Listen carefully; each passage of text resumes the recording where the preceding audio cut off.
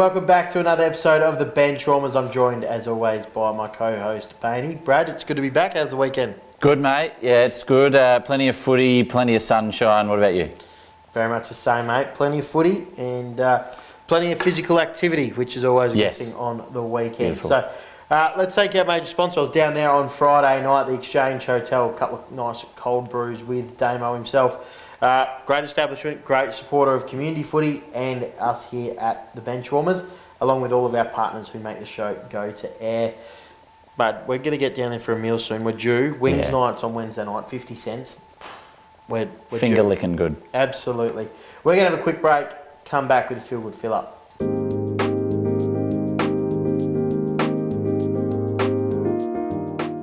Yes, thank you to all of our sponsors who do help the show go to air each and every week. We wouldn't be able to catch up, Brad, without it, because the only way we do catch up is when we're paid to do it. Yeah, it's good. Good to see what you're up to, mate. Yeah, absolutely. Let's get into the Feel Good Fill Up. We've got to thank our sponsor of the Feel Good Fill Up, Rejuvenate Sports and Remedial Massage. Make sure you get down and see the team there. 10% off if you mention the show. Shout out to them watching on a Thursday night. Well done, Kingy. Love your work. What do you got? I'll tell you who could do with a massage, Chook, and this week is special. It goes to Donna Jean Wild. She has broke the Guinness World Record for the longest plank by a female last month. A fantastic effort. At 58, the grandmother of 12, if you don't mind, took home the silverware after holding a plank for 4 hours, 30 minutes and 11 seconds. That is one hell of an effort.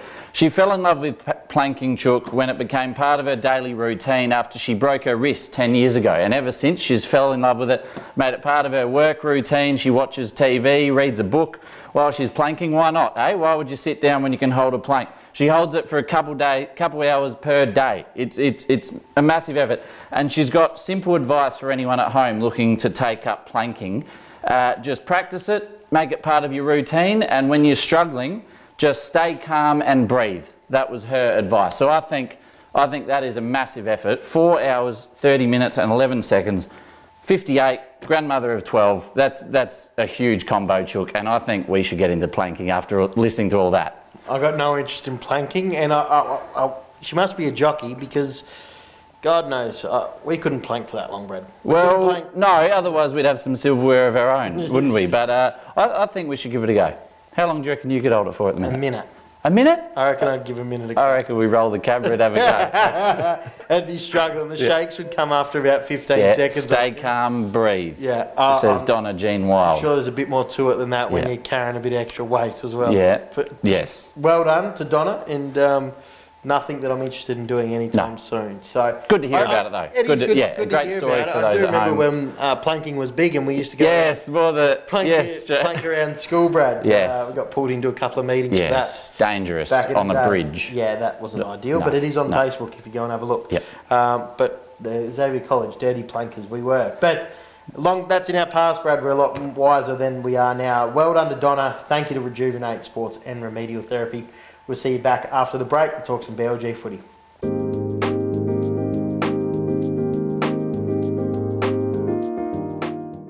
Yeah, as we say each and every week, thank you to all the sponsors that help the show go to air. Let's have a look at round 7 action in the Barossa. Game 1 was Williston taking on Freeling. Williston 16-13, 109, defeating Freeling 6-9-60, Brad. Yes, Chook. Williston, I think we both tipped them. They controlled this one all day and their big names stood up. Isaiah McKenzie, best on ground and 4 goals. He is a superstar and I'm sure they were 4 classy goals as well. For Freeling, it was Muster, best on ground, and both the Inglis boys, 3 goals each there. Yeah, great effort. And, interesting to see Izzy kicking his 4. He's a superstar. Yeah. But I think Freeling, I'm happy to see they've had 15 scoring shots on the weekend, so you've got to take a positive out of that. We like to look for the positives on this show. Williston are the juggernaut that keep rolling as well. Game 2, Brad. Barossa 12-5-77 defeated by South Gawler. 12-10-82. 5 points in a tight one. Massive one and massive for the ladder as well. It's going to make it very difficult for Barossa from here and south. That keeps them in the top 4 and tied for top spot as well. So massive game. South a little bit undermanned there. Midfield missing the likes of Burton and Pisani, but it was Gurney that stood up in the midfield for South, an unlikely hero in the midfield. Well, I shouldn't say that, he is a superstar, but a little bit more midfield time for him. For Barossa, it was Jew best and Carpenter 3. I love seeing him playing up forward. They're sort of rolling the dice there. I think you could easily put him at half back and he'd save a heap of goals, but I like seeing him up forward trying to win the game for him. And Lake, South, for 4 goals as well. Good to see. Love Brodie Lake's work. And Jack Carpenter stood next to him on the golf course on Sunday. Massive. He is huge. Yeah, massive. So he's only, what would he be, 22 now maybe? Yeah, maybe around that. I like it. We'll roll with that anyway. Yeah. But he is going to be a great player for Barossa for a long time. If another club can't lure him out of there, but with the facility upgrades that are coming, he'll be there for everyone a long will be out the time. woodwork. Absolutely. So well done. Good game. South Massive. Gawler, big win for them. Massive. Kapunda taking on Tanunda. Kapunda 7-6-48 defeated by Tanunda 25-9. 159. That is some seriously accurate kicking. Tanunda have had a massive day there, Chook. They rolled out all the big guns, and I'll get to them in a sec. For Kapunda, it was Rankin best on ground and 3 goals. He is just a superstar. And Jacob Lukowiak, second best, so he's starting to find his feet down at Kapunda as well, which is good to see. For Tanunda, it was my boy Shay Linky, best on ground and 6 goals. He got the week off from work again somehow. He's rolled out on Saturday, the fly-in, fly-out worker of the year. He's a superstar. 25 goals for the year and best in 5 out of their 6 games, when reportedly he was going to miss half the game. So look out the Schluter medal, Chook. If you reckon he's got 5 best ons? In terms of he doesn't statistics-wise on the website. I did double-check that, but he's just that player that just attracts votes. He's rangy, kicks goals. You notice him. I really like him. But they had all the guns out Tanunda, so Kapunda, they had their work cut out for them. In the list, Cowham, Linky, Calhoun, Sutcliffe, Wildman, all the guns, all the fly-in, fly-out workers were there, and most importantly, Trent Gers was there on the weekend as well. He had a massive game as well, from all reports. Sutcliffe as well, Chook. He missed the odd game, but it was good to see him keeping fit in the Far North League in SA. He got best on ground out there around Olympic Dam. So he's done, doing wonders out there, trying to keep them going. Interesting. That's great to see. Great to see he's keeping his touch up Yes. While he is away as well. And I like the fact that you've added Gers in there. Yeah. Everyone else is written in lowercase. Gers all capital letters. Yeah. So a little late addition, which is good to see there as well. We don't forget about you at the show, Trent. Let's have a look at the last game, Brad. Gawler Central's 10-8-68 defeated by Newry. 17-20-124. Say inaccurate kicking, but could have been a lot bigger margin. But Gawler Central's again 18 shots on goal. Yep. Got to be happy to take away some good things out of that. Yeah, you never want to be known for the honourable loss, do you, Chook? You don't want that condescending label on a game, but I think they'd be a bit happier with this than some of their showings a month ago. So Gawler Centrals, they're starting to get a few back on the park, but they are still, the brutal reality is they are yet to register a win, but they are working hard. One boy working hard down there is Brad Pilkington, best on ground and 2 goals.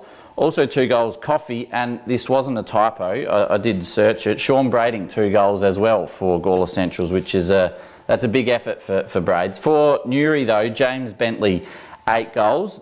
Didn't get best on ground, got second to his brother Scott, best on ground. So I reckon Madden has just done that just to light the fire between those two a little bit. A bit like the Gowans boys back in the day, one gets on after the other. But we know both Bentley boys are absolute stars, and it would be the worry for Gawler Centrals, just having someone to contain and play on a player like James Bentley. I'm not sure if they've got a back that can do that at the moment. So great work from Newry. They're just the juggernaut that keeps moving on. Some positive signs for Gawler Centrals. Had a few real young debutants again from Gawler Central. So at least they're blooding some kids, and they got a system into what they're doing moving forward and making sure they get games into these kids, which is really important as well. So some big results there, Brad. I think you got 4 in the tips. I got 3. I haven't missed many this year, Chook. You lucky there's no odds on the game. You would be very cleaning up. You would be. You'd be making a lot of money. You'd be paying for this facility at iPerform as well. So we're going to have a quick break, Brad. Thank our sponsors. Come back and have a look at round 8.